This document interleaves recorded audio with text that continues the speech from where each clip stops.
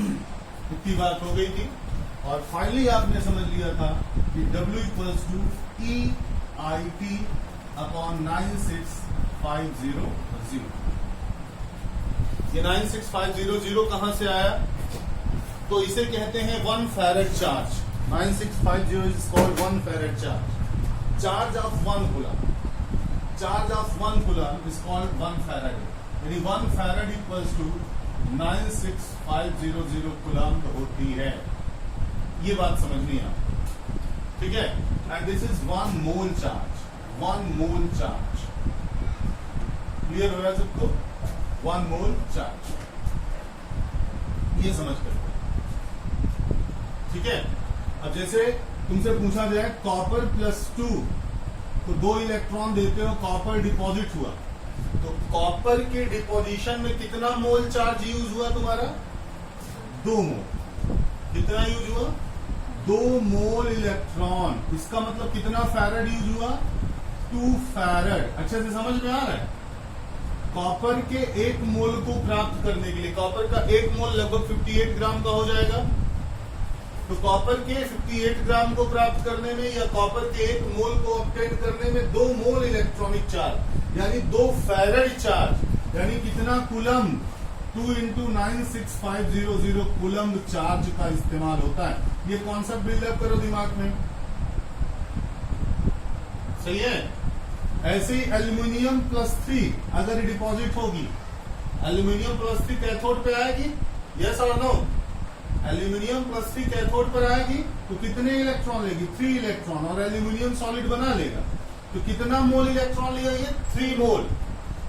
3 मोल charge लिया electron का। 3 मोल electron मतलब 3 फैरेड चार्ज, यानी कितने कूलम? 3 × 96500 कूलम। तो ये सारी बातें यहां पर तुम्हें ओरली समझ करके रखना है, क्लियर? तो फाइनली हमने फर्स्ट लॉ फैराडे में पढ़ लिया कि W equals to EIT upon 96500। और ये 96500 कहां से आ रहे भैया? ये एक फैराडे की यूनिट कन्वर्जन है। 1 फैराडे हैविंग 96500 कूलम। तो इतनी बात मैंने आपको समझा दिया था। अब हम लोग टॉपिक को आगे बढ़ाते हैं। ये एकेडमिक भी है, एकेडमिक लेवल पर समझा जाएगा। इस इक्विवेलेंट वेट का क्या मतलब होता है? Molecular weight upon n factor, molecular weight upon n factor. n factor इस पूरे चैप्टर में क्या होगा? Number of electron given and taken. अच्छे से समझ लो, equivalent weight equals to molecular weight upon n factor. इस पूरे चैप्टर में n फैक्टर क्या होगा? Number of electron given. अब जैसे तुमसे पूछा जाए ऑक्सीजन का इक्विवेलेंट वेट बताओ, ऑक्सीजन का इक्विवेलेंट वेट, तो molecular weight upon n factor. Molecular wait कितनी? 32। n फैक्टर कितना लोगे? n फैक्टर कितना लेंगे? ऑक्सीजन को डिपॉजिट करने के लिए कितना इलेक्ट्रॉन लिया गया था, याद है? हाइड्रोक्सिल जब आती थी, हाँ, हाइड्रोक्सिल जब आती थी 4OH- बना करके, तो ऑक्सीजन 1 मोल मिलता था कि नहीं? तो कितने इलेक्ट्रॉन का लेना देना करते थे? 4 इलेक्ट्रॉन का। कौन कौन बता दिया है? अपने मन में, अपने दिल में पूछ लो ईमानदारी से। हाइड्रोक्सिल का ऑक्सीजन में डिपोजिशन इलेक्ट्रोलिसिस में कराया था पिछले टर्म में हम लोगों ने। तो ऑक्सीजन का 1 मोल ऑब्टेन करने के लिए 4 मोल इलेक्ट्रॉन यानी 4 फैरेड इलेक्ट्रॉन का इस्तेमाल किया हमने, सही है ना? अब देखो ऑक्सीजन का इक्विवेलेंट वेट कैसे निकालोगे? Molecular weight upon n factor, लिए दिए गए इलेक्ट्रॉनों की संख्या बटे 4, तो 4 8 जा, ऑक्सीजन का इक्विवेलेंट 8 आ जाएगा।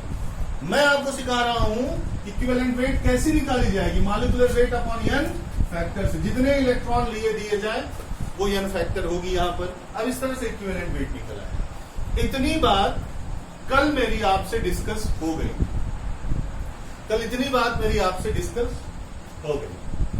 अब जरा सा आगे बढ़ते हैं, थोड़ा सा आगे बढ़ते हैं। देखिए, एक तो वाट पर बेस्ड क्वेश्चन पूछा जाता है। वाट का मतलब पावर, वाट का मतलब power, and watt equals to होता है ampere into volt, ampere into volt, ठीक है? या जूल अपॉन सेकेंड भी होता है। तो वाट किसी का पावर दिया रहे तो करंट वगैरह को एम्पियर यहां से निकाली जाती है। यानी watt upon volt equal to क्या हो जाएगा, एम्पियर। देख लो, पावर का मतलब एम्पियर इंटू वोल्ट, तो ampere equal to watt upon volt. तो अगर एम्पियर मिले उसमें टाइम से गुणा कर दो तो क्या हो जाएगी, क्यू हो जाएगी। तो W इक्वल टू और क्या लिख सकते हो, W इक्वल टू क्या लिख सकते हो बोलो, ये ZIT के टर्म में लिखा तो Z into power upon volt into time in second, ये भी लिख सकते हो तुम। तो इन सब चीजों का इस्तेमाल तुम्हें आना चाहिए technically. W equals to Z electrochemical equivalent power upon volt into t second. Clear है ना, यहां पर भी इसी तरह इस्तेमाल आना चाहिए। तो एक ये फार्मूला समझ के रखो पावर और एम्पियर के सेकेंड में, और दूसरा एक बहुत ही अच्छा फार्मूला कॉम्पिटेटिव अप्रोच है, उसको समझ करके रखो। जैसे सवाल पूछा गया कि एक रेक्टेंगल है जिसकी लंबाई L है, चौड़ाई B है, उस रेक्टेंगल पर सिल्वर को H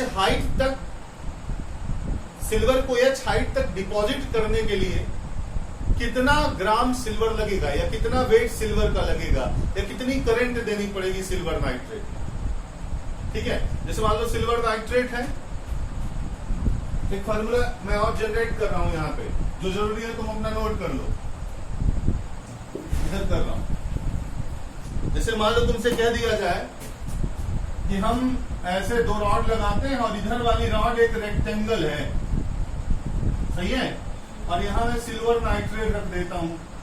अब इसमें एक ये यूज भी है इलेक्ट्रोलिसिस का, कि किसी भी मेटल को कोट करने में, जैसे आयरन को कोट कर दे किसी चीज से, है ना, या गोल्ड स्मिथ के यहाँ, सुनार के यहाँ कुछ रोल गोल बनाया जाता है ना, मम्मी उम्मी या दीदी वदी ट्रेंड वन में चलने के लिए कुछ नकली गहने पहनती हैं जिससे चोर छीन के भागे ना, तो वो नकली गहने जो है उसमें उसे रोल गोल कह सकते हैं। तो कॉपर ऊपर लेकर के कैथोड पर उस पर सिल्वर का कोट करा दिया जाता है या गोल्ड का कोट करा दिया जाता है बाय द इलेक्ट्रोलिसिस प्रोसेस।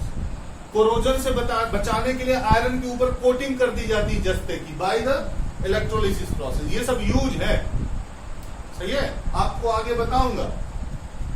चम्मच को सोने का बनाने के लिए उस पर सिल्वर गोल्डन पॉलिश इसी प्रोसेस से की जाती है, इलेक्ट्रोलिसिस से। क्लियर। तो अब तुमसे पूछा जाएगा कि हमारे पास एक L लंबाई की और B चौड़ाई की एक प्लेट है, एक डिस्क है, उस पर सिल्वर नाइट्रेट कोट करानी है, सिल्वर को डिपॉजिट कराना है। ठीक है, तो कितनी करंट चाहिए, पूरा का पूरा उस पर डिपॉजिट हो जाए तो कितनी करंट चाहिए या कितना वेट चाहिए। तो इस तरह के सवालों को हम सॉल्व करने के लिए देखो अगला फार्मूला, वेट की जगह और क्या रख सकते हैं। नेक्स्ट फार्मूला जनरेट कर रहे हैं।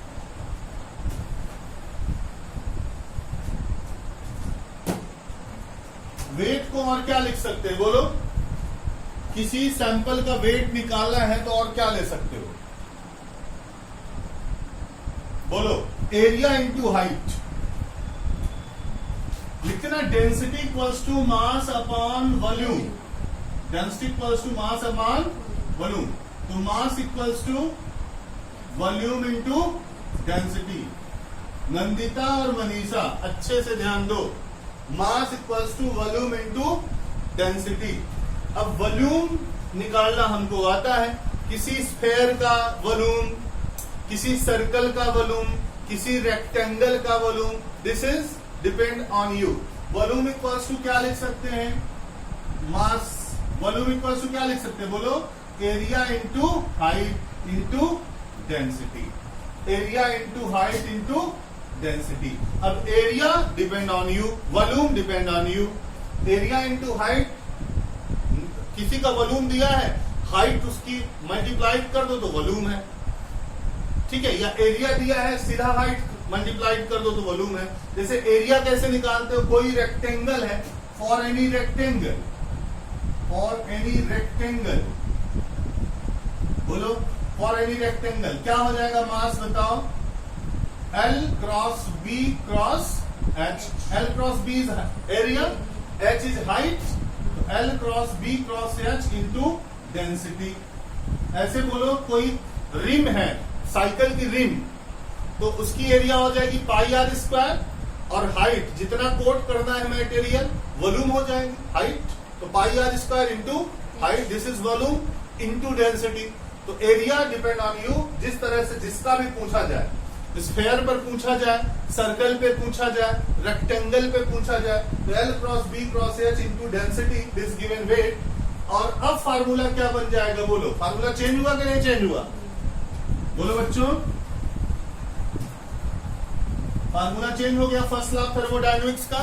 सीधा सा मैं लिख देता हूं L cross for any rectangle, first law L cross B cross H cross density equals to EIT upon 96,500।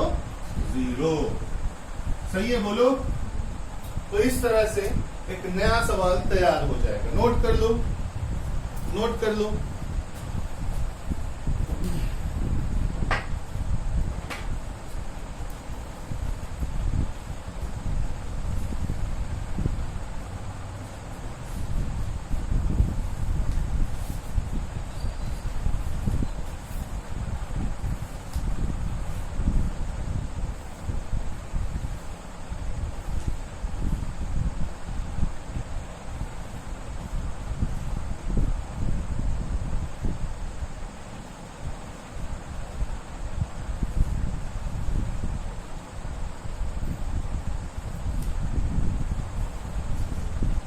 चलो एक क्वेश्चन लिखो, एक क्वेश्चन लिखिए, write down a problem. How long a current, how long a current required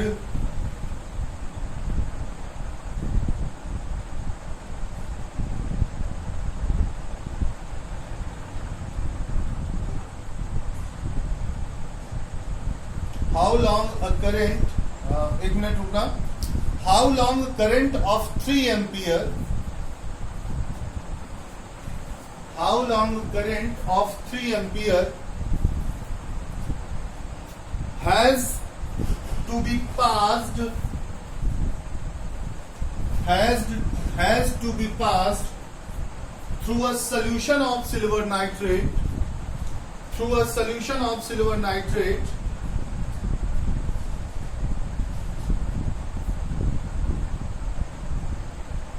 to coat a metal surface, to coat a metal surface of 80 centimeter square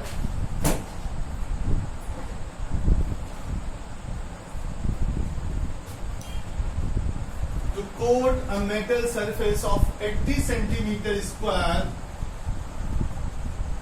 up to 0.005 centimeter height, up to 0.005 centimeter height,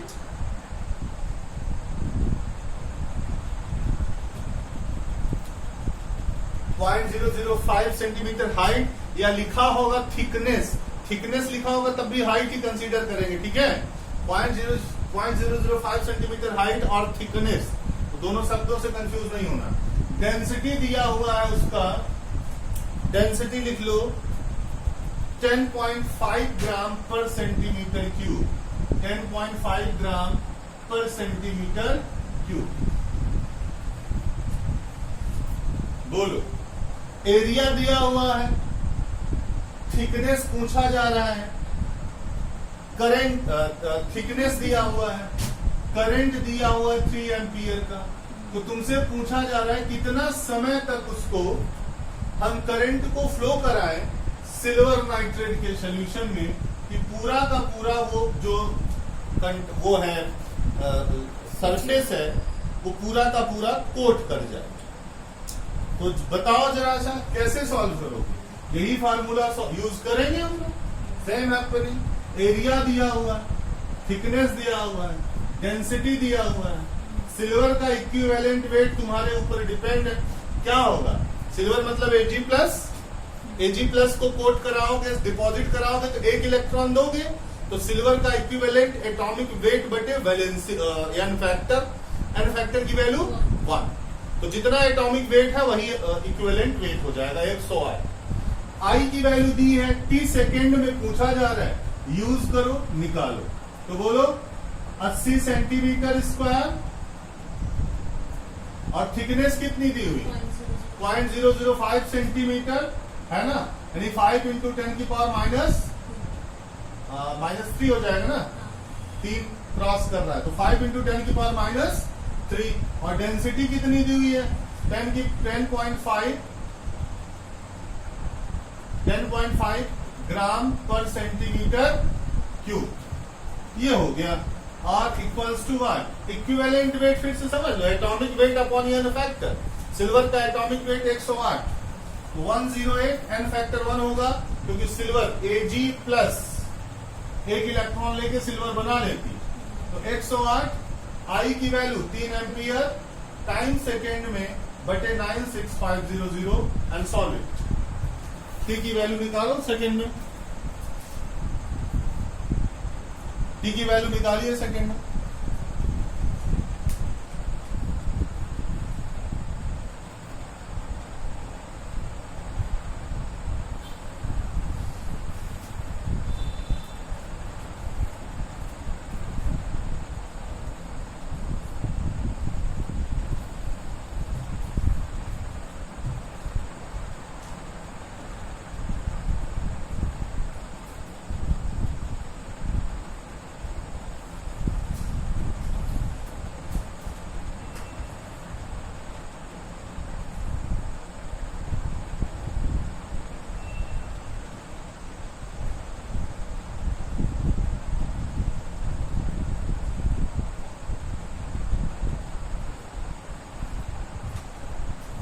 ठीक है, तो T की value तुम घर पे try कर लेना, calculate कर लेना, क्या निकल के आएगी।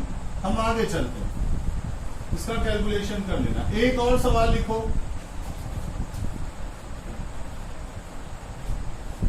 आंसर व्हाट्सएप कर देना, ठीक है। जिसका जिसका निकलेगा आंसर मेरे ग्रुप पे डाल देना। एक क्वेश्चन और लिखो,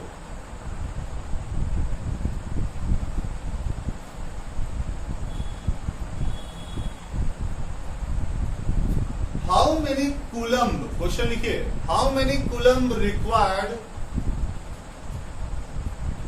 हाउ मेनी कूलम्ब रिक्वायर्ड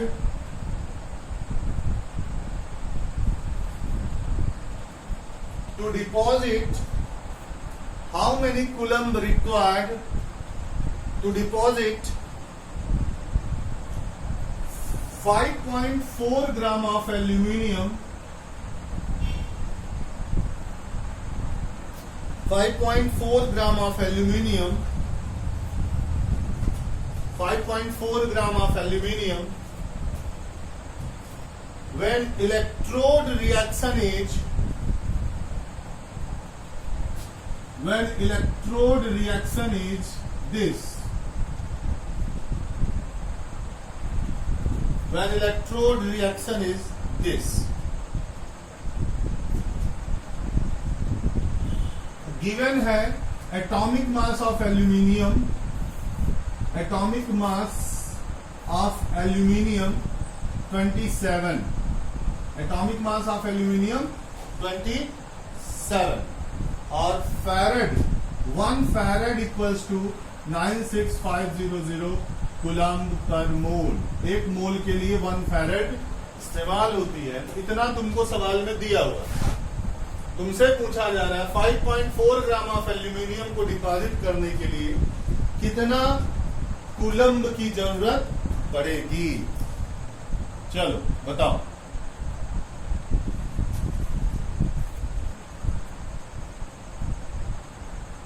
बताओ।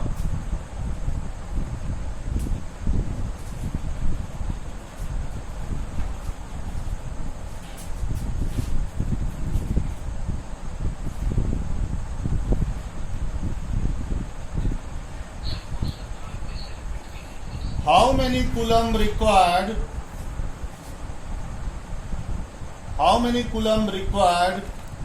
to deposit 5.4 gram of aluminium if electrode reaction, board पे लिखा हुआ है, if electrode reaction aluminium plus 3 लिखा हुआ है बोर्ड पे, देख लो, एल्यूमिनियम प्लस 3 3 इलेक्ट्रॉन लेके एल्यूमिनियम बना लिया।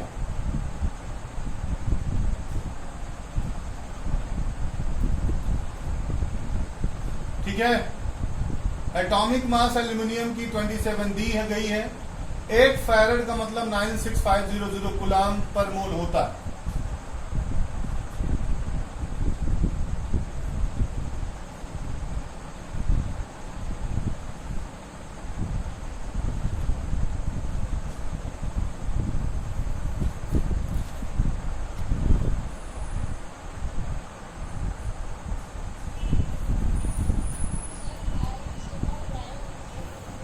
कितना आया?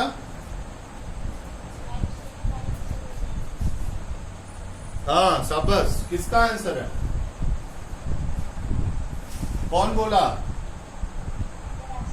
वेरी गुड आस्था, शाबाश, बिल्कुल सही लगा दी, शाबाश। अब बोलो कैसे निकालेंगे? आकृति है? सो रही हो बेटा? लगाओ, सवाल लगाओ। तुम लोग मोबाइल रख करके, मुझे लग रहा है कि हाथ रख करके एक एक नींद मार रहे हो सब लोग। आंसर बताओ।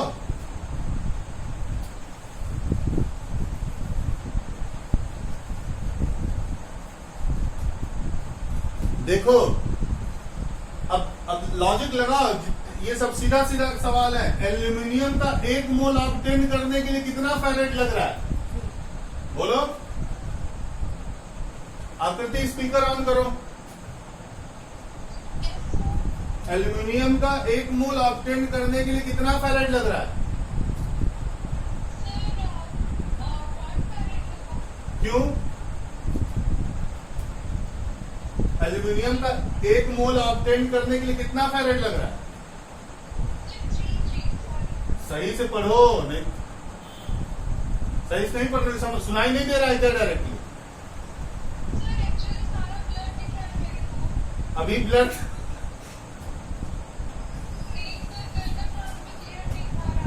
तो कल का तो बिटिया मैंने YouTube पे लिंक भेजा था, पढ़ी क्यों नहीं?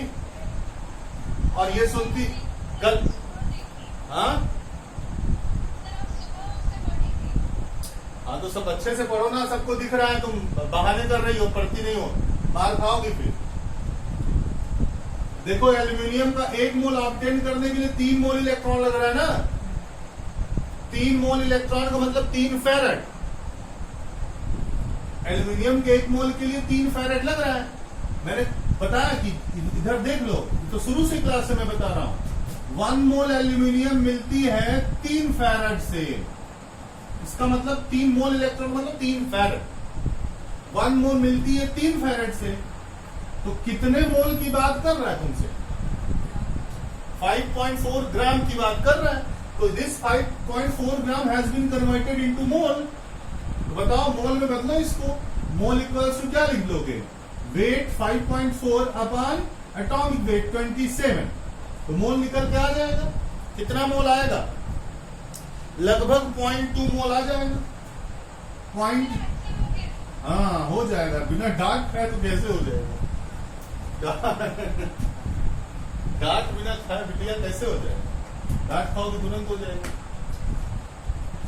0.2 मोल तुम्हारे पास डिपोजिशन मांग रहा है। एल्यूमिनियम का 0.2 मोल डिपॉजिट करने के लिए कितना फैरेड चाहिए?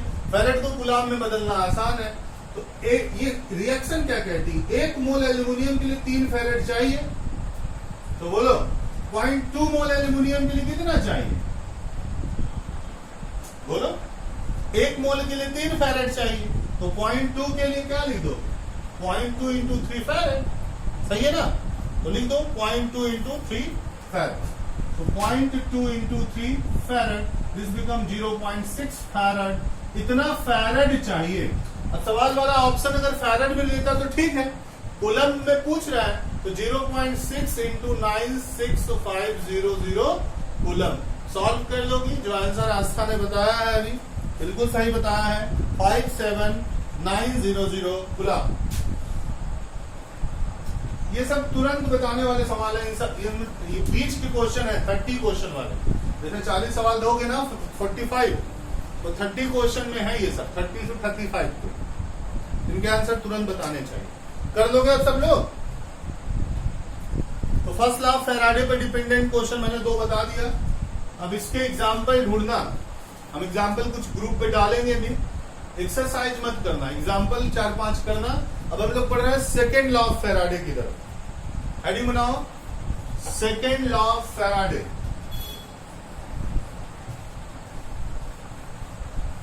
हेडिंग बनाओ, सेकेंड लॉ ऑफ फैराडे।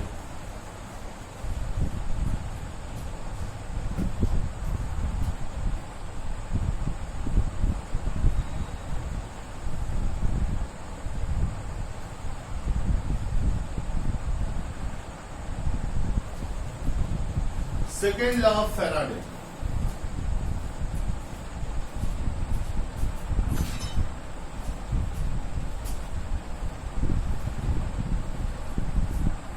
चलो पढ़ो, समझो सेकेंड लॉ ऑफ फैराडे।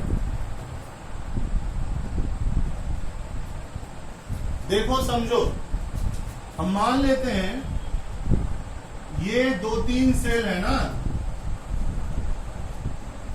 ये 3 सेलें हैं, ये इनके इलेक्ट्रोड है। अच्छे से समझो, रिकॉर्डेड लेक्चर में सेंड भी कर दूंगा, बाकी समझो।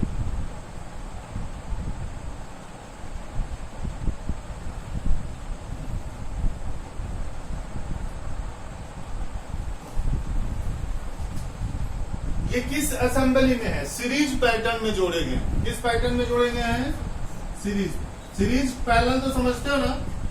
पैरेलल का मतलब अलग अलग करंट मिलता, सीरीज का मतलब एक ही करंट मिलता। सीरीज का मतलब all capacitor, all cells has been provided by the same charges, equal charge. और पैरेलल का मतलब दे हैव डिफरेंट चार्जेस। ठीक है, तो आप से ये बोला गया, आपको मैं समझा रहा हूं, एक्चुअली मैं कंपटीशन वाली बात लेके आपको समझा रहा हूं।